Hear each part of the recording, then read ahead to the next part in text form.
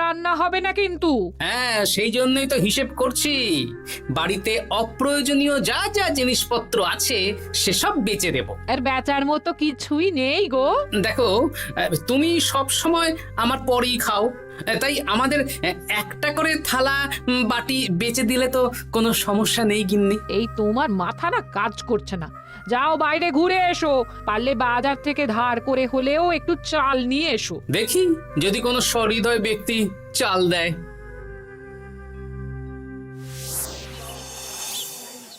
না গোপাল দাদা, বাজারের অবস্থা খুব খারাপ, আর আমি ধারে বিক্রি করছি না। আহা, আরে আমি কোনোদিন তোমার একানাও বাকি রেখেছি বলো? আমি বুঝতে পারছি গোপাল দাদা, কিন্তু আমিও নিরুপায়। গত মাসের বেতন এখনো পাইনি। মহারাজ অনির্দিষ্ট কালের জন্য রাজসভা বন্ধ রেখেছেন। বিশ্বাস করো, বিশ্বাস করো, বেতন পেলেই তোমার ধার আমি মিটিয়ে দেব। এই সপ্তাহ খানেক আগে একই কথা বলে সেনাপতি ধারে 25 কেজি চাল নিয়ে গেছেন। এখন ওনার কোনোই পাত্তা নেই। কি যে করি, কাছের বন্ধু বলতে বিজ্ঞানী আর সভাকবি। দেখি ওদের বাড়িতে একবার ঢুঁ মেরে।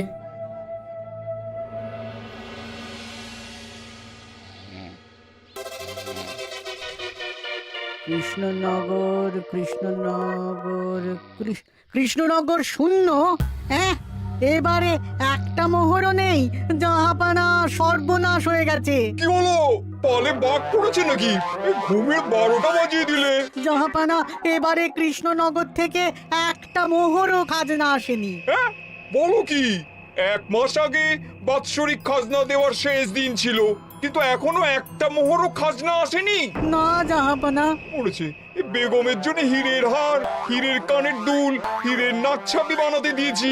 উজির, যা হোক করে কৃষ্ণনগর থেকে আমার খাজনা চাই চাই। তাহলে তো কৃষ্ণচন্দ্রকেই তলব করতে হবে। যা করার করো। বাবা, এই সময় তোমার শখ হয়েছে ময়না পোষা? আরে না না, আমি পুষিনি। একটা পশ্চিমের গ্রামে কদিন আগে ঘুরতে গিয়েছিলাম। আচ্ছা, ওখান থেকে নিয়ে এসেছো? না, তাও আনিনি, ছোলা খেতে দিয়েছিলাম। দেখি তারপর আমার পিছনে পিছনে উড়ে উড়ে চলে এসেছে। বাহ বাহ বাহ, এ তো ভালো কথা। বিয়ে তো করলে না, তাও একটা সঙ্গী জুটেছে। এ যে সে পাখি নয় গোপাল, এ ময়না কথা বলে, দেখবে। এই ময়না, বলো তো গোপাল এসেছে। আরে বাস, বলো তো গোপালের ভুঁড়ি আছে আমার নেই। বেশ বেশ বেশ। এ ভোরবেলা আমার কাছে আসে, সারাদিন আমার কাছে থাকে, আবার সন্ধে হলেই নিজের বাসায় নিজে নিজেই ফিরে যায়। বুদ্ধিমান পাখি। ওই গ্রামে শাখে শাখে ঝাঁকে ঝাঁকে ময়না। বেশ, বুঝলাম। তা বিজ্ঞানী, তোমার কাছে আমি আসলে একটা দরকারে এসেছি। বলো কি দরকার? আসলে ওই টানাটানির সংসার চলছে, বুঝলে। বাড়িতে চাল বাড়ন্ত, কদিন পরে হাঁড়ি চড়বে না। তুমি কিছু পয়সা ধার দিতে পারবে? আরে এমন করে বলছো কেন? আমার তো সংসার নেই, এত খরচও নেই। তুমি বাড়ি যাও, আমি 2 বস্তা চাল পাঠিয়ে দেব। ধন্যবাদ বিজ্ঞানী, তোমার মতো বন্ধু পাওয়া মুশকিল। বন্ধুত্বে এইসব ধন্যবাদ দেওয়ার দরকার নেই, একে অপরের পাশে থাকলেই হলো।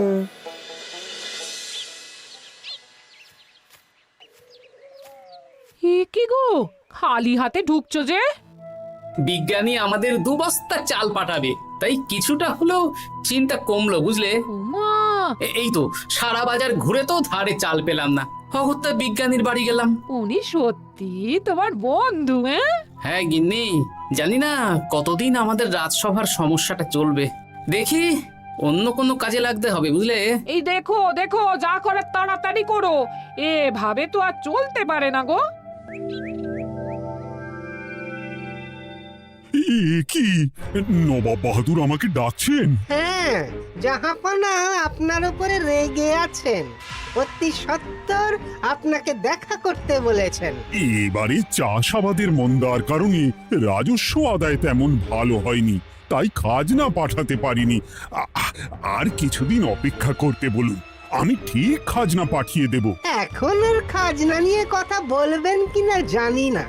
আপনাকে নবাব এই আদেশ পাঠিয়েছেন আপনি 2 দিনের মধ্যে নবাব বাহাদুরের সাথে দেখা করবেন। আচ্ছা ঠিক আছে।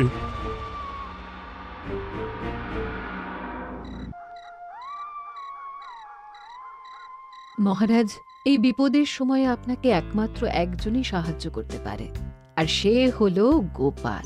আমি কোন মুখে গোপালকে ডাকবো বলো তো রানী? দীর্ঘদিন ওদের বেতন দিতে পারছি না। গোপাল এরকম স্বার্থপর মানুষই নয় যে নিজের কাজের সময় কাজী আর কাজ ফুরলে বাজি হয়ে যাবে। আপনি একবার বলেই দেখুন না। বেশ, তাহলে আগামীকাল সকালেই গোপালকে ডেকে পাঠাচ্ছি।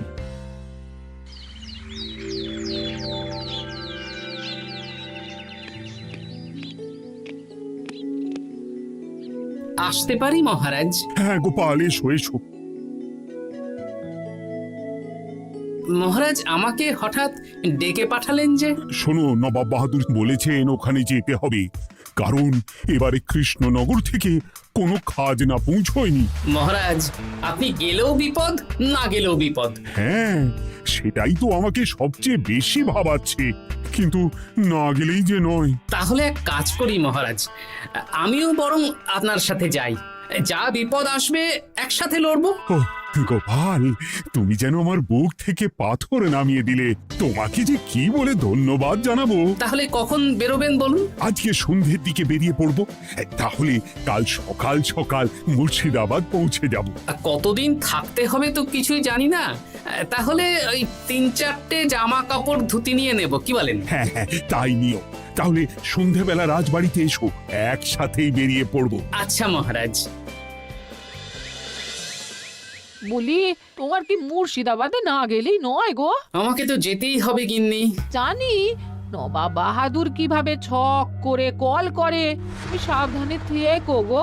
দেখো, আমি যখন যাচ্ছি তখন নবাব বাহাদুরকে এবার সাবধানে থাকতে হবে। হ্যাঁ, ঠিক আছে, মাথা ঠান্ডা রাখবে, বেশি ওস্তাদি করতে যাবে না।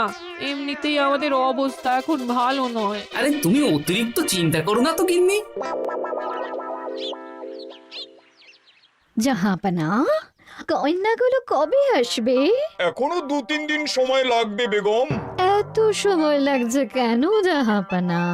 দেশের কোণে কোণে খুঁজে সেরা সেরা হিরে দিয়ে বানানো হচ্ছে যে, সময় তো লাগবেই বেগম। তাহলে তো অনেক খরচ হচ্ছে। তাও হচ্ছে বটে, কিন্তু তোমার জন্য আমি সব করতে পারি। আমাদের মুর্শিদাবাদের হীরালালের হাতের কাজ দেশের সেরা। আপনি সত্যি আমাকে ভালোবাসেন, আমার জন্য এত খরচ করে গয়না বানিয়ে দিচ্ছেন। তুমি খরচ নিয়ে এত চিন্তা করো না। কৃষ্ণনগর থেকে এই বছর ভালো খাজনা প্রাপ্য ছিল, কিন্তু এখনো একটা কানাকড়িও আসেনি। তাহলে আপনার গয়না বানাতে যা খরচ হবে সব আপনার সিন্দুক থেকে দিয়ে দেবেন? না না না, কৃষ্ণনগর থেকেই আদায় করব, ওকে তলব করেছি। আচ্ছা, সহিস, গাড়ি ছাড়ো। যথাজ্ঞা মহারাজ। এই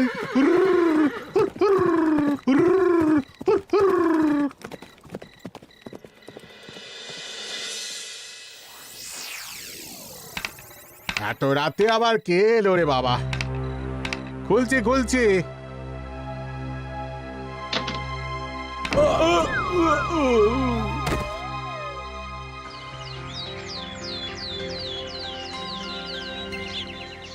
সর্বনাশ হয়ে গেছে জাহাপানা। কি হয়েছে হীরালাল? নবাব বাহাদুর, মহারাজ কৃষ্ণচন্দ্র আর গোপাল এসেছেন আপনার সাথে দেখা করতে। ওদের দরবারে আসতে বলো। হ্যাঁ, এবার বলো হীরালাল, কি হয়েছে? এই, তোমার মাথায় পট্টি কেন? জাহাপানা, গত রাতে আমার সর্বস্ব লুট হয়ে গেছে। বলো কি হীরালাল? তোমার কাছেই তো বেগমের হীরের সব গয়নাগাটি বানাতে দিয়েছিলাম। হ্যাঁ জাহাপানা, সব গেছে। আমার মাথায় মেরে সব লুট করে নিয়ে গেছে। এবার আমি কি করব জাহাপানা? বেগম সাহেবা, আপনার গয়না যে হীরালাল শেখরার কাছে জাহাপনা বানাতে দিয়েছিলেন, ওনার সব লুট হয়ে গেছে। মানে? আমি এক্ষুনি নিজের কানে শুনে এলাম, এখন হীরালাল শেখরা এসেছে। আমি এক্ষুনি যাচ্ছি। আমি তো এই অগ্রিমের রসিদ দিইনি মহারাজ, এটাই আমার ভুল। বাজে কথা বলো না গোপাল। আমি কোনো কথা শুনতে চাই না, আমার ওই হীরের গয়নাগুলো চাই। চাই বললেই তো পেয়ে যাবে না। এখন এই গয়না শুধু নয়, হীরালালের সব সোনা দানা চুরি হয়ে গেছে। সেগুলো খুঁজে পেতে হবে। বিগত কয়েক বছর আমার মুর্শিদাবাদে কোনো চুরি ডাকাতি হয়নি। প্রত্যেকটা গ্রামবাসী সুখে শান্তিতে আছে। বাইরের কোনো শত্রু আসারও সুযোগ নেই। গ্রামের সীমানায় দিন রাত প্রহরী থাকে। যদি এসেও থাকে পালাতে পারবে না। এবারে তাহলে চোরটা কে বুঝবো কি করে? এসব সামান্য চোর ধরার কাজ আমার কাছে নস্যি। জাহাপনা, আপনি যদি কৃষ্ণনগরের এবছরের খাজনা মকুব করে দেন, তাহলে আমি চোর ধরার ক্ষেত্রে সাহায্য করতে পারি।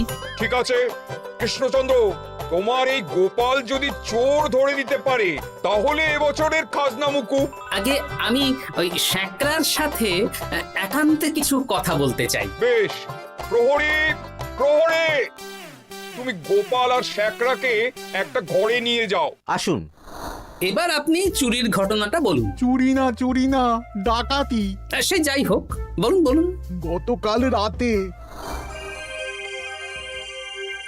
তারপর সকালে জ্ঞান ফিরে ঘরে গিয়ে দেখি সব ফাঁকা। আমার ঘরের সাথেই লাগোয়া দোকান।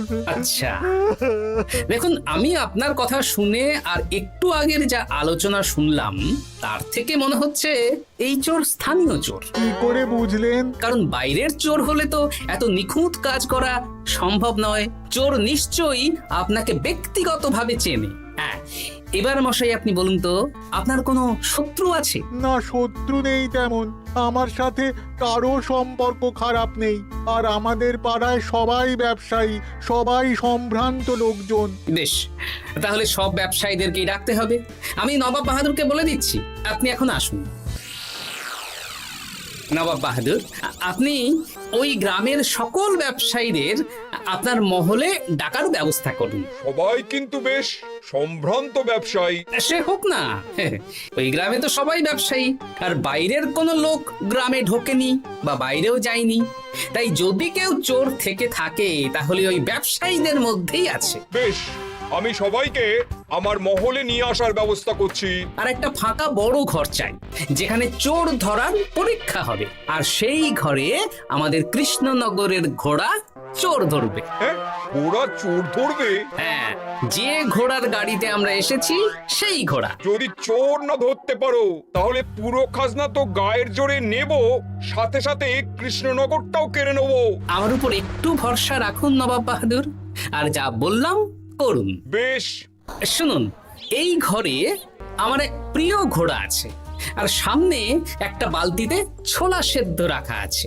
আপনারা সকল ব্যবসায়ীগণ একে একে যাবেন, দরজা ভিতর থেকে বন্ধ করবেন, আর ঘোড়াকে এক মুঠো করে ছোলা খাইয়ে ফিরে আসবেন।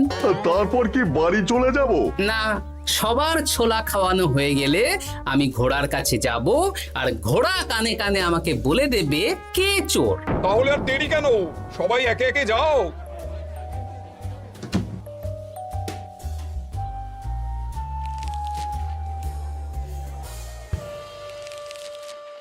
কি করি যদি ঘোড়া সত্যি সত্যি বুঝে যায়?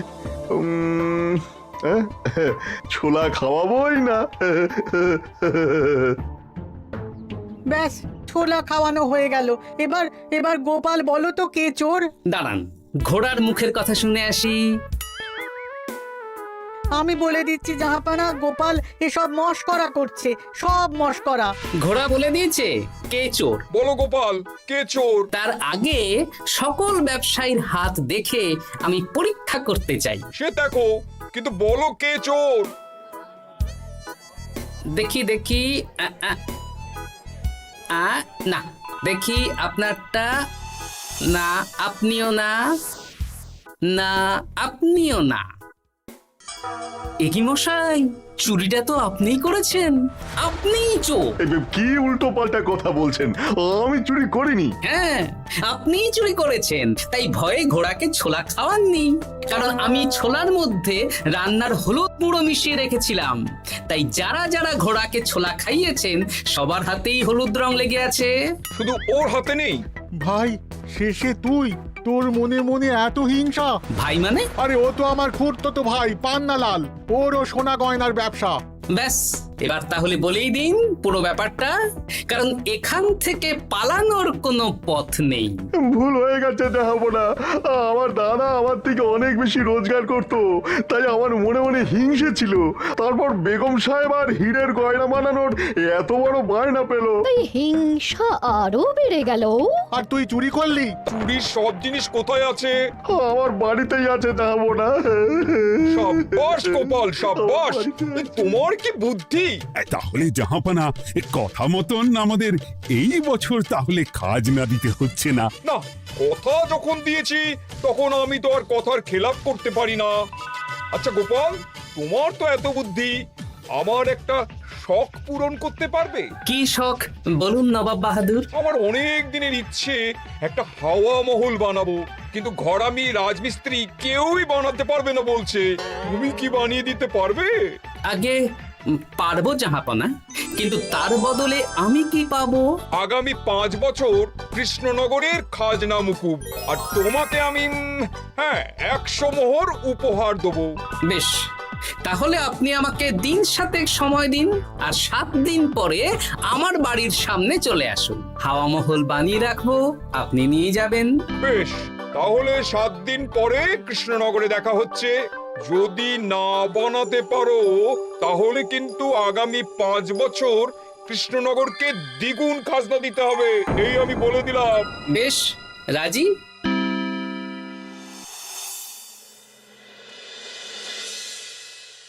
বেশ তো বড় মুখ করে বলে দিলে হাওয়া মহল বানাবে।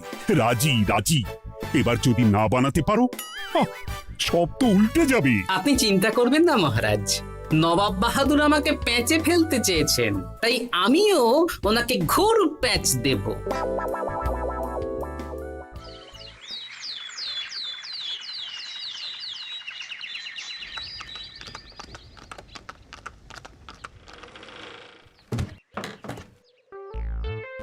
কি গোপাল, আরে কোথায় আমার হাওয়া মহল?